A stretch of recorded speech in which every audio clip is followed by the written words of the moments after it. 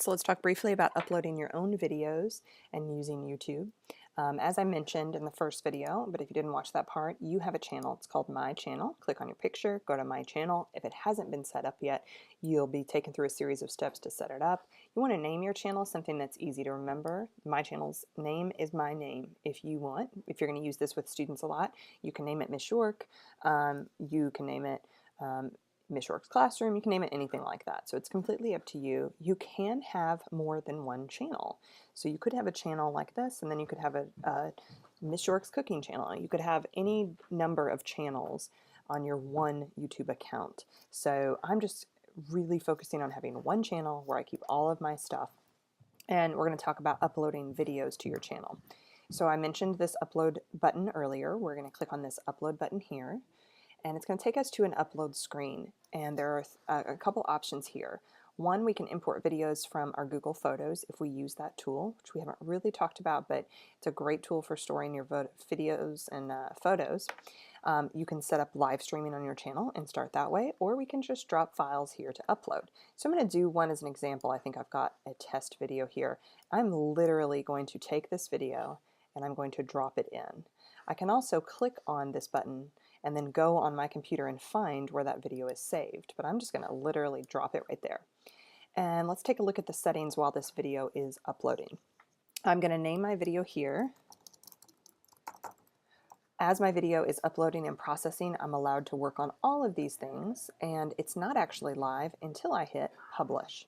So I give my description for my video, and then I can tag my video. So if this video is about education, this video is about Google, this video is about training, this video is about PD, I put these little tags in here so that when people search, they can easily find my video. You don't have to put those here. You can definitely take them out if you're not worried about that.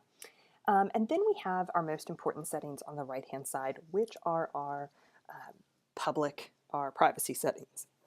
Okay, so you can make videos public by default. Mine are public. That's the easiest way to do it because no matter who I share them with, they're going to be available.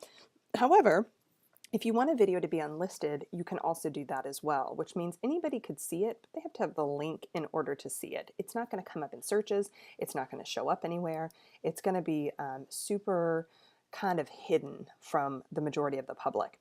And then you also have private, which makes it so only you can view. And this reminds me a lot of our stuff we've done in Google Docs. Nobody else can see this video but you until you choose to share it with specific people. And you would have to enter their exact email addresses. So if you're doing something that you just want to work on with a few people and you want it to be very private, that's probably the best way to do it. If you're working with older students and you're actually having them upload videos to YouTube, having videos be private or unlisted should be what you're teaching them to do, especially if they're making videos for school and they don't want that video to be out there for the public. And then scheduled. Scheduled means I'm ready for this video to go up, but I only want it to go up tomorrow at 8 o'clock. So I can schedule when that video is published. All right, so for right now, I'm going to leave this video public. We'll talk about playlists in a later video, but you can create these playlists, and right here when we're uploading the video, you can add it to the playlist. Let's look through a couple of the other little options here. We have the translations tab, which allows you to translate your title and your description into another language. If you would like that to be translated, you can do that. We also have our advanced settings, and there's a lot of good stuff here. I'm just going to talk about a few things. One, comments. So do you want people to be able to comment on your video, good or bad? You're going to get them all. So you can also turn that completely to approved, which means you have to approve all of the comments, or you can take out any potentially inappropriate comments. So anybody that uses any inappropriate language, their comment would be flagged. All of these other options are probably a little too much.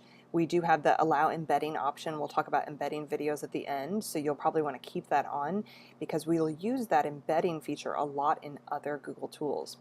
The top right, the category of your video, I find that this is really helpful in when you send this video to a kid to watch, the videos they're going to be sent that are related to them afterwards, the things they're going to see on the side and the bottom, are related a lot to this category. So I always change mine to education. You can set that as a default too. That way we're getting mostly educational videos afterwards. There are a few other little things you can put in if you'd like, but that's pretty much the gist of the settings, the things you need to pay attention to, your comments and your category. When I'm done, and I can, if my video is really long, it might take a little while for it to upload. When I'm done, I'm going to click Publish. And then my video is going to be live, and it will immediately give me the options to share that video. And we'll talk about those sharing options in a later video, but let's take a look at our channel now with that video. So I'm going to go back home. I'm going to click on my picture, and I'm going to go to my channel. And under videos should be the latest video that I've posted. And there it is. You see it's right there. It has no views. I also can work with that video that I've uploaded by going to my picture and clicking Creator Studio. And then I will see kind of here a dashboard of all of my videos. We're not going to go through all of this, but this is the video that I just uploaded. If any of those settings that I feel like I need to change, or I've done something I need to fix, I can click the Edit button here. And I'm basically back in a lot of the same settings that I just had. You see my translations, my advanced settings. I can change my privacy here. I can change my description here if I want to. So I'm kind of back in that same zone. But there are some other things that I can do with the video now that it's uploaded. I have enhancements to the video. So I can change the saturation, the color, the way things look, change the video completely. Let me mute this. All right, so I can change kind of the way that video looks, and you see how, let's see if I can mess with it a lot. I can make myself really tan. But if the video has any kind of issues, you can definitely fix those in this enhancement area. You can also use this trim tool. So if you've uploaded the video and you realize you need to cut out the last 30 seconds, when you click trim, you're able to actually, let me pause, trim just a little part of the video off and hit done, and then your video will be trimmed. It takes a little bit of time for the trimmed video to appear on YouTube correctly, but it's a great way to just fix a little piece of your video if you need to. There are filters for your video that you can apply. There are blurring effects that you can apply. So if there's a certain area or face you want to blur out during your video once it's already uploaded, you can do that. That's a really great little tool. I'm going to go over to the audio options. And so if you have music in your video, a lot of times you'll get a copyright issue. I'm not going to go into all of that depth, but you can add music. This is free, ad-free music that you can add to your videos. You click on it and it will play. Let's see if we can do this. Behind your video. Great. Definitely makes my video more interesting. Or you can have it positioned at a certain place. So all of these are things that are done after your videos on YouTube. So if you're just using a simple program to film something, you can really do quite a bit in the video editor on YouTube afterwards. All right, your in-screen and annotations. That is what you're going to see at the very end of your video. Okay. So at the very end, I can add an element. Let's say subscribe to my channel, or I can get a link to my website, or I can say watch this video next. So you've seen that at the end of videos, and those things that pop up at the end. A lot of times they're promoting whoever has made that video. So you can do that as well on your videos. Annotations are things that used to be on YouTube, but you can see they ended a while ago. Basically what annotations were little things that would pop up on the video while you were watching them. Little words and little cards that would pop up. So those are not there anymore. Now, we do have cards, and let me show you what a card looks like. So let's say at a certain time I want to put a poll inside of my video. So here's my poll question. Excuse my grammar. All right, and then I'm going to click Create Card. And this card is going to be right here on my video. So let's play it. Here it is right here. This is my card. So I'm going to get right to that point in my video. Let me mute me. All right. And you're going to see that pop up right here. And when someone clicks on it, they can answer the poll, yes or no. It's a great way to kind of add some interactivity to your video. You can add other videos within your videos, other channels within your channels, and you can add links as well. The very last option you have here on your video is for subtitles. And you'll see the first thing it wants me to do is select the language of my video. So I'm going to tell it that my language is English. And then here's my video. And if I want to add my own subtitles, I can do that as well. So here we go. So here are my three options. I have a file of subtitles that I want to add, so I know exactly what I've said and I want to add that transcript. I want to create new ones. I want to type them in myself, or I can transcribe and auto sync. So you can have it type everything that's spoken.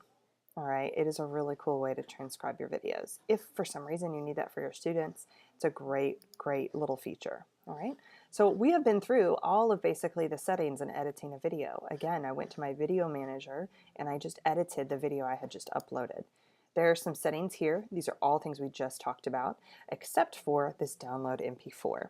So let's say you put this video in, and then 3 or 4 years from now, you can't find the original video and you need to send it to someone. You can actually download the original video file of anything that you own that doesn't have any copyright infringements. So it's a great way to kind of store and keep your videos as well. And don't forget, you can leave them private. Now, I just want to point out in our Creator Studio this live streaming option. I'm going to put a link to that on the very last slide for this week. We did that when we did the Google Hangouts on Air. You can actually do a live video and you can record that video and then save it on your YouTube channel for later. So that's under this live streaming option. So if that's something you're interested in, using Hangouts on Air to live stream a video, and you could live stream like exactly what I'm doing right here. This could be a live stream where I'm just showing my screen and teaching students how to do something. So definitely check that out if that's something you're interested in. But that is uploading and using your own videos.